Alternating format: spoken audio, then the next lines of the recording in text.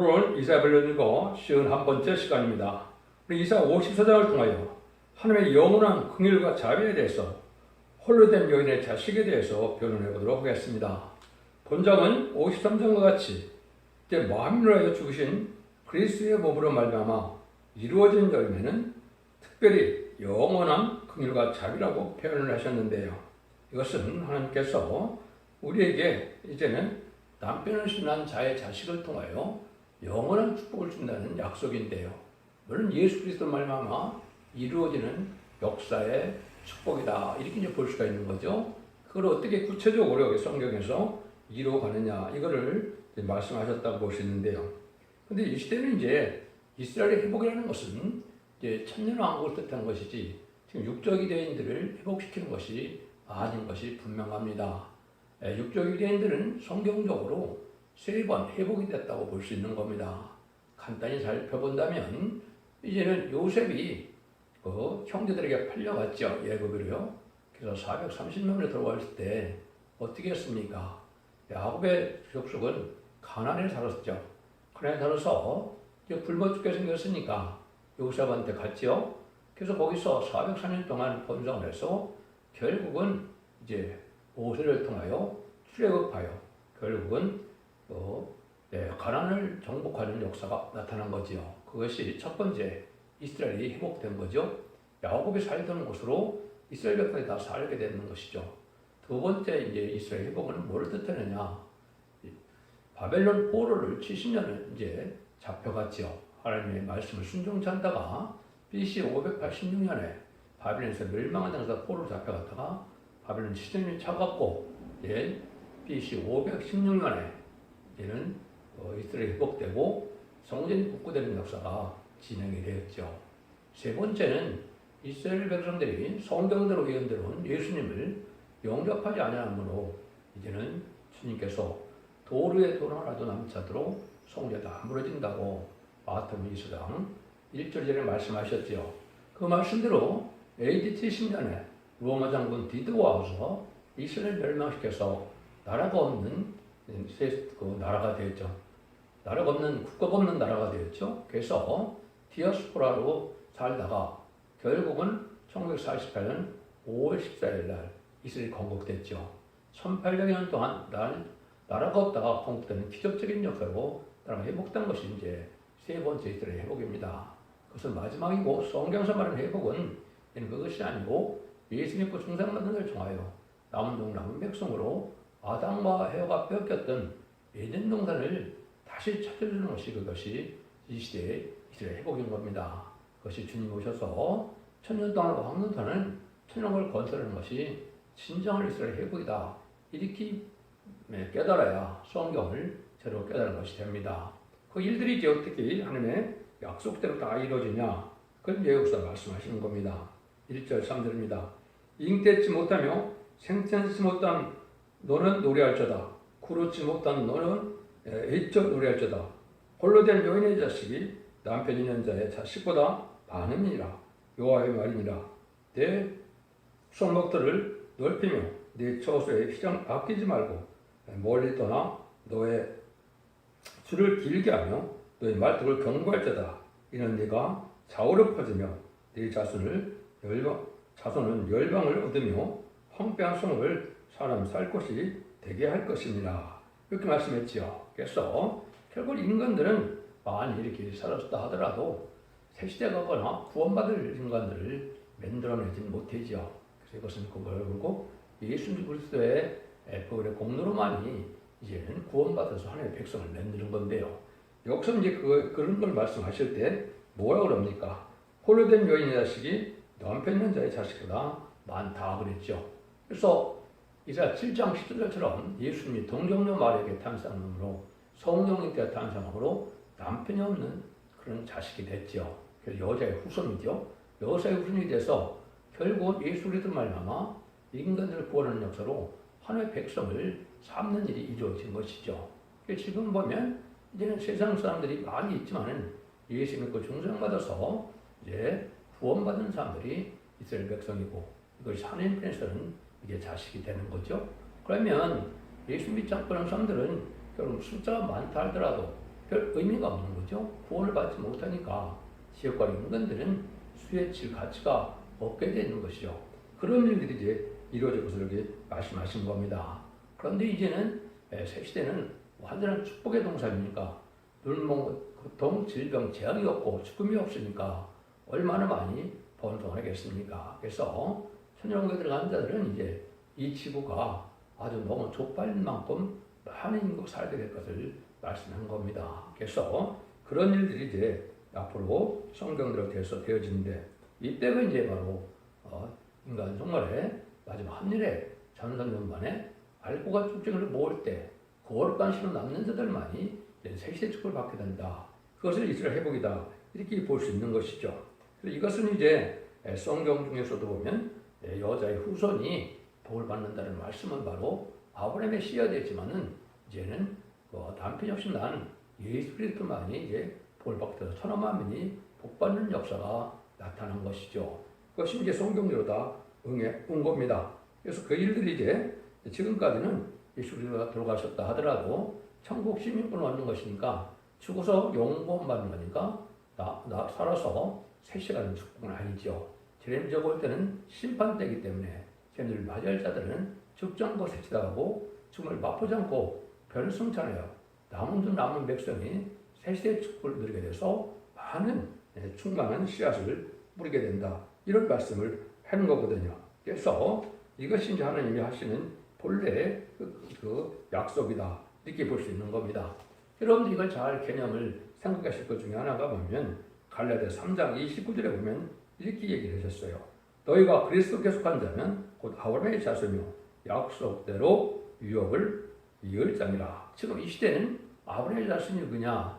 육적으로 하면서는 저런 이스라엘 백성들을 얘기한 것이 아니고 예수 믿고 중생받아야 아브라함의 자손이다. 하나님의 백성이다. 이 말이죠. 이걸 여러분이 잘 지금 새겨드려야 될 때가 온 겁니다. 그래서 예수 믿고 중생받아 새 시대 가는 거 이때는 또 하나님 야곱의 족속이라고 하고 이스라엘의 족속이라고 이렇게 표현하시는데 이것도 역시 예수 믿고 중생받은 자 중에 새 시대 갈 사람들이 진정한 야곱이고 진정한 이스라엘이다. 이렇게 깨달아야 되는 것이죠. 4절에서 8절입니다. 두려워 말라. 내가 수치를 당치 아니하리라. 놀라지 마라. 내가 부끄러움을 보지 아니하리라. 내가 내 청년 때에 수치를 잊겠고 과부 때의 시욕을 다시 기억함이 없으리니 이는 너를 지으신 자는 네 남편이시라. 그 이름은 만군의 와시며 네 구속자는 이스라엘 거룩한 자시니라. 온 세상에 하나님이라 칭함을 받으실 거니라. 여호와께서 너를 부르시되 마치 버림을리고 마음에 근심한 아내를 곧 소싯대 아내 되었다가 버림을 입은 자에게 함같이 하실 것입니다. 네 하나님의 말씀이니라. 내가 잠시 너를 버렸으나 큰 긍휼로 너를 모을 것이요 내가 넘치는 진으로 내 얼굴을 내게서 잠시 가리웠으니 또 영원한 자비로 너를 긍휼히 여기시리라. 내 구속자 여호와의 말씀이니라. 이것은 동정녀 마리아에게 나신 이제 주님으로 말하면 구원받는 역사를 하겠는데 구약에서는 하나님이 남편이고 하나님의 백성을 이제 아내라고 그랬죠. 신약에서는 주님이 신랑이고 성도는 신부라고 그랬죠. 이거는 하나님의 강과와 또 주님과 우리의 관계는 절개를 지켜야 될 그럴 대상임을 또한 말씀하신 것이다. 이렇게 볼 수 있는 겁니다. 그래서 우리는 주님만을 사랑해야 되고 또 구약에서도 하나님만을 사랑해야 되는 것이 정도를 지키는 것이죠. 그런데 많은 사람들이 지금 어떻게 된 겁니까? 그러한 신랑들 예수님 또 남편들은 하나님만을 섬기는 게 아니라 세상을 다 사랑하고 세상을 좋아했죠. 세상 마치 버림받은 여자와 같이 음란한 여자가 버림받은 것으로 버림받은 것 같이 된 것이 지금 기독교인의 형국이고 또 이스라엘 백성들의 형편이다. 이스라엘 백성들은 아직도 주님의 구세를 영접하지 않죠. 그러니까 버림받은 그 아내와 같은 그런 형국이 된 것이죠. 그들이 이제는 회개하고 들어올 때 하나님 그들을 용서해서 받아들이는 것이 하나님의 사랑이다. 이 말입니다. 사람이라도 자기를 배반하고 정죄를 지키자는 점을 다시 용서하여 받아들이는 쉽지 않겠지만 하나님도 그런 마음이지만은 하는 긍휼과 있기 때문에 하나님은 그들을 이제 모아서 영원한 자비를 베풀 것이다. 이렇게 말씀하거든요. 근데 지금은 아무리 죄가 걸렸더라도 회개해서 들어와서 하나님의 복을 받게 되면 남은 종 남은 백성이 되어 새세 축복을 받게 되면은 이는 영원히 죽지 않는 몸이 되는 겁니다. 1000년 동안 또 죽지 않고 또 변성천하에서 휴거된 사람들도 죽지 않고 또 백보자 심판 후에도 바로 이제 죽음을 맛보지 않고 이제 영원 부흥 세계로 가게 되어 있는 것이죠. 이것이 바로 하나님의 영원한 약속과 은혜와 자비로 베푼 하나님의 은혜다. 이렇게 볼 수 있는 겁니다. 그래서 이런 일들이 이제 하나님이 우리에게 약속하시는 거 언약의 말씀인데 언약의 말씀을 잘 깨닫지 못하니까 신앙생활을 마치 인간 지식을 잘 먹고 잘 살려고 하는 그렇게 생각하는 경우도 많고 또 이것이 우리가 영원한 구원이 영생으로 받는 구원이 영공만 받는 것만 또 생각하는 경우도 많지요. 근데 인간적으로는 영원권의 구원으로서 영원히 죽음을 맛보지 않는 그러한 복음이 영원한 복음이고 10장 6절에 그랬죠. 그것이 말세 복음이며 그것이 이사야 성경 40장 9절에는 아름다운 소식이다. 이렇게 한 겁니다. 그래서 인간 영혼에는 이런 말씀을 읽고 듣고 지키는 자들이 복을 받게 되는데 그 복은 원자자문을 해결받아서 죽음이 없는 세상을 축복받는다. 이 말입니다. 죄 때문에 죽음이 왔죠. 그리고 죄가 완전히 사해지는 날에는 죽음이 없는 것이 맞죠. 근데 이것을 이제 인간들이 믿지 못하죠. 인간들 세상에는 죽지 않는 사람이 없었기 때문에. 그렇지만 제레미 주가 올 때는 바로 그런 축복을 주시고자 하는 것이 하나님의 약속의 말씀이다. 이렇게 볼 수가 있는 겁니다. 9절 10절입니다. 이는 노아의 홍수에 비하리로다. 내가 다시는 노아의 홍수로 땅 위에 범람치 않게 하리라. 맹세한 것 같이 내가 다시는 너를 노하지 아니하며 다시는 너를 책망하지 아니하리로 맹세하노니 산들은 떠나며 작은 산들은 옮길지라도 나의 인자는 내게서 영 떠나지 아니하며 화평케 하는 나의 언약은 옮기지 아니하리라. 너를 긍휼히 여기는 여호와의 말이니라. 하나님께서는 이렇게 언약을 세워서 다시 피하지 못할 영원한 언약을 세웠는데 이 언약의 말씀이 결국은 뭐겠습니까? 눈물 고통 질병 없고 죽음이 없는 새세 축복을 누리게 하는 것이 그게 바로 하나님의 영원한 언약이거든요. 물론 이제 무궁세 가서 사는 것은 천년왕국 말기에 백보자 심판 후에 영원한 무궁세계에서 계시록 21장 3절처럼 하는 것으로 동고동락하는 그 복까지는 얘기한 거지만은 지금은 일단 이 지상 왕국의 삶을 뜻한 겁니다. 예수님이 요한복음 14장에 보면 내가 서옷을 예배하면 너희를 다시 데리러 오리라 그랬지요. 그래서 서옷을 예배하는 것은 영원한 무궁세계를 얘기하는 것이고 그것은 완전히 이루어지는 것은 이제는 천년왕국의 백보자 심판 때나 그 일이 이루어지는 것이죠. 그래서 요한복음 5장 29절에 보면 하나님의 아들이 음성을 들을 때가 오나니 선한 일을 하는 자는 생명의 부활로 악한 일을 하는 자는 심판의 부활로 온다 그랬죠.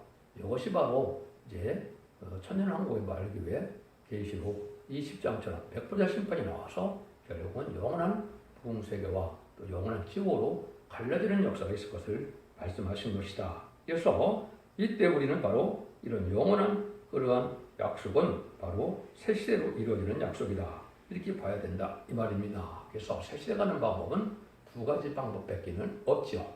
그리고 7장에 보면 인마에서 10장 4,000명이 되어서 재림들을 영접하는 변화승천하는 방법과 그리고 7장 9절에 능히 셀 수 있는 큰 무리가 있죠.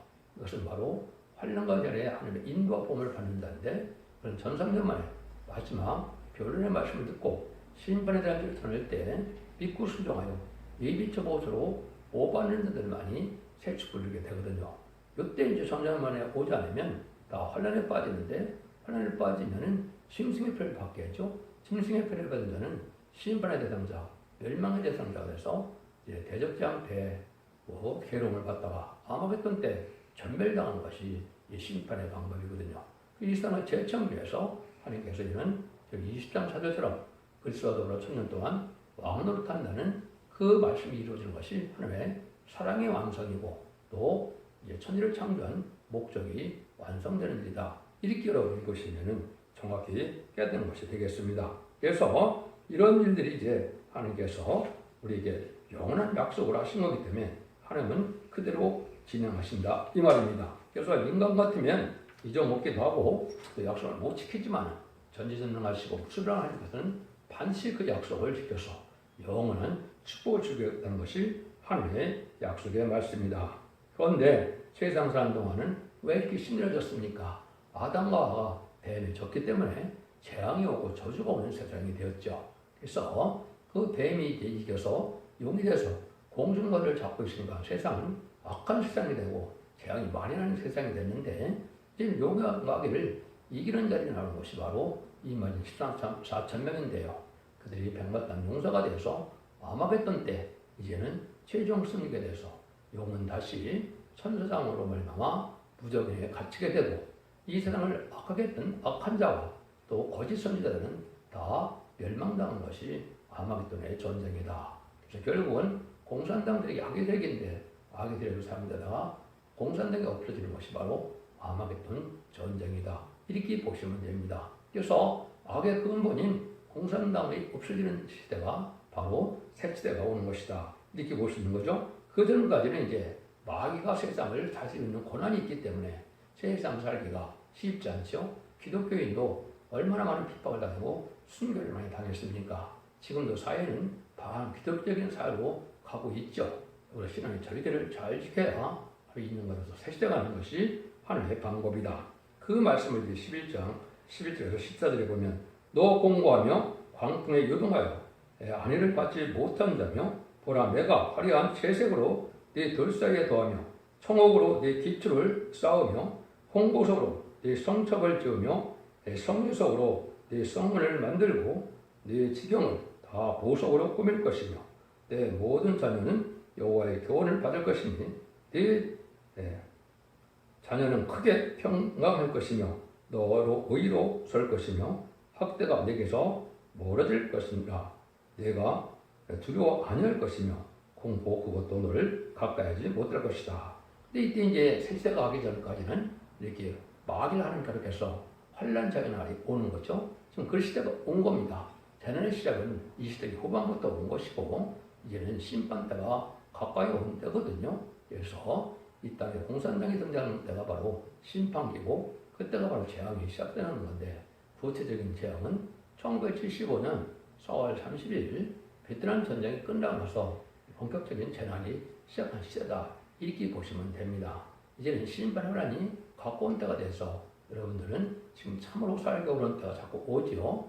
이것은 하나님께서 의로운 시만을 남길 때가 됐기 때문에 악한 세상이 지금 다 돼서 이래저래 합당치 않은 자는 멸망을 당하게 되고 이제 인정받는 자들은 복을 받게 된다. 결국은 뭡니까? 하나님은 하나님의 말씀에 순종하는 자들이 하나님의 백성을 삼는 것이고 말씀에 순종치 않는 자들은 화를 받게 된 것이 진리의 법이죠. 진리라는 것은 진리를 순종하면 온유하고 겸손하고 부드러운 마음이 돼서 인격이 장성되고 하나님의 종도 되고 하나님의 백성이 되지만은 진리를 순종하고 한다면 완악하고 강팍해지는 것이죠.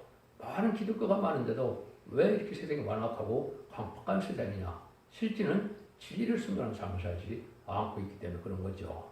예식적인 그러한 종교생활과 형식적인 종교생활로는 그런 은혜를 받지 못하죠. 그렇기 때문에 성령의 열매를 맺지 못해서 세상은 악하고 완전히 악하고 오는 세상이 되어진 거거든요. 성경으로 잘 믿어야 성령을 받아서 우리가 인격을 장성시켜서 복을 받게 되는데 새 시대부터는 이제 아주 축복이다 이 말입니다. 부족한 것이 없다는 거죠. 그래서 여기 성구적인 종에게는 여기 보석으로 약간 성척까지 이루어진다 이런 얘기를 하죠. 그래서 이거는 아주 하나님께서 축복을 주게 되는데 특별히 이제 말세 사명자가 돼서 고생하는 종들에게는 이렇게 보석, 집을 주고 이렇게 살게 하신다 이 말이죠. 그러면 무궁세계 가서도 지금 자신의 사명자가 되어서 아마겟돈 때 최종 승자는 104,000명은 보석 도성에서 결국은 보석집에서 사는 이런 영광을 누리게 되는 거거든요. 그때 누리는 것도 바로 지도자로 누리는 것이고 그거를 세세 왕권이라 그러는 겁니다. 천년왕국의 왕들이 21장 12절 14절에 보면 무궁세계에서 영원한 세세 왕권을 다시 받게 되는 거거든요. 그래서 천년왕국의 왕 되는 사람들은 바로 무궁세까지 왕이 되는데 거기는 아주 보석으로 잘 꾸민 집을 살고 있다. 이렇게 볼 수 있는 것이죠. 이 시대도 이제 완전한 축복의 날이 임박한 것인데 그것이 마지막 전일에 한일에 전쟁을 임박한 때니까 앞으로 7년 후면 아마겟돈 전쟁이 나고 아마겟돈 전쟁을 최첨기해서 이제 30년 초반이 되면 이제는 영원한 그 안식일의 천년왕국이 이루어질 것이다. 이렇게 보시면 되는 것이고 거기 가는 것이 이 시대의 실질적인 복이다. 이렇게 생각하셔야 됩니다. 15절입니다. 그들이 모일지라도 나로 말미암지 아니하는 것이니 누구든지 모여 너를 치는 자는 너를 인하여 패망하리라. 누구든지 이들을 대적하는 자는 다 패망한다 그랬죠. 이게 누군지 아십니까? 예수 믿고 중생받았다 하더라도 하나님 일어나라 빛을 발하라. 말세에 사용되어서 나중에 진리의 심판에 대리를 전하는 종을 대적하고 순종치 않으면 살 수가 없다. 이 말입니다. 그러나 하나님의 대행자, 심히 대행자가 돼서 절대적인 그대로 순종하는 자만 새 시대의 축복을 받게 된다. 이 말이거든요. 이걸 더 구체적으로 말씀하신 것이 이사야 60장 12절에 보면 너를 섬기지 않은 백성과 나라는 파멸하리니 그 백성들은 반드시 진멸되리라. 재림의 주가 올 때는 은혜 시대에 지금 천주가 올 때 복음하고는 확연히 틀립니다. 예수님이 오신 것은 죄인을 끌어오셨던 것처럼 죄인을 다 용서하러 오는 것이지만은 오셨지만은 재림의 때는 죄인은 멸망시키는 것이고 의인만을 구원시키고서 오는 거기 때문에 이 시대에는 완전히 틀리죠. 그래서 하나님께서 이렇게 이제는 하나님의 말씀에 순종치 않고 진리에 순종치 않고 하나님의 세운 종들을 대적하는 자들은 다 망한다. 지금까지는 아무리 기독교인을 핍박하고 기독교 사람들 순교자를 만들어서 많은 죽였대도 하나님은 잠잠히 계셨죠. 그런데 인간을 심판하려는 하나님이 용서치 않고 다 멸망시킨다. 이 말입니다. 그래서 이 시대에는 참 하나님의 참종들을 만나서 여러분들이 한 무리가 돼서 진정한 시온의 무리, 임마누엘의 역사를 돼가는 무리가 되야만 남은 백성이 되어서 환난 전열에 보호와 양육과 인도를 받아서 새시대 축복을 누리게 되는 것이 하나님의 구원의 역사다. 이렇게 여러분이 깨달아야 되는 때가 온 겁니다. 16절 17절입니다. 숯불을 불어서 자기가 쓸만한 기계를 제조하는 장인도 내가 창조했고 파괴하며 짓매는 자도 내가 창조하였은즉 불은 너를 치려고 제조된 기계가 날카롭지 못할 것이라. 불은 일어나 너를 대적하여 송사하는 자는 네게 정죄를 당하리라. 이는 여호와의 종들의 기업이요 이는 그들이 내게서 얻을 것이니라. 여호와의 일인 말이니라. 이런 말씀하셨죠. 그래서 쓸만한 기계, 이거는 살육하는 기계라. 이게 에스겔서 9장 1절을 읽어보면 6사람이 살육하는 기계를 들고 나오는 때가 있는데 이게 바로 2차 세계대전 이후에 5대 강국이 지금 핵무기를 많이 가지고 있죠. 그걸 뜻한 겁니다.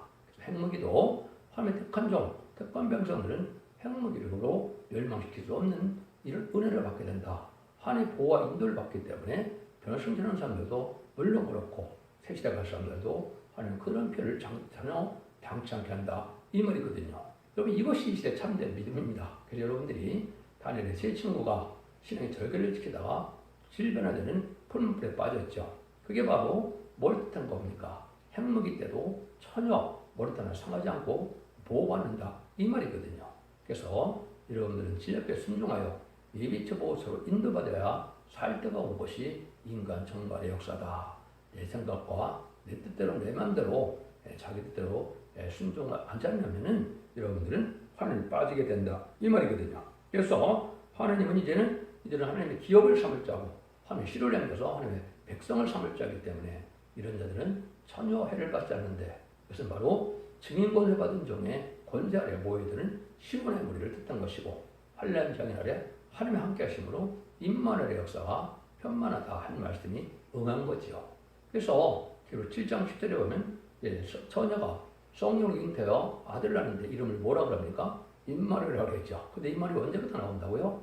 이사야 8장 8절에 보면 네 땅에 임마누엘 편은 나를 내가 충주고 편만하리라고 했죠. 이것은 환난 장인 아래 하나님이 인도하고 보호받아서 청건선을 도와주는 그런 종들의 그런 백성들의 무리가 나오게 되고 싶다는 것입니다.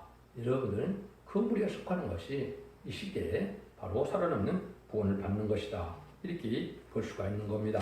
그래서 핵무기에 대한 부분은 제가 여러 번 말씀을 드렸어요. 신녀의 병기, 멸망의 소재, 여러 가지로 말씀했는데 그런 날카로운 기계다 이렇게 말씀하는 겁니다. 그래서 이런 일들을 통해서 하나님이 정하다고 하면은 왜 핵물을 만들었느냐? 이 악한 세상을 1시간에 불태우려고 만들었다고 계시록 18장에 보면 세 군데나 나오죠. 1시간에 불태운다. 그래서 이것은 심승의 패를 받은 자들이 아마겟돈 때 1시간에 다 죽는다는 것은 아마겟돈 마지막에 핵물이 터지기 때문에 다 죽는다 이 말이거든요. 그게 바로 살육하는 기계다.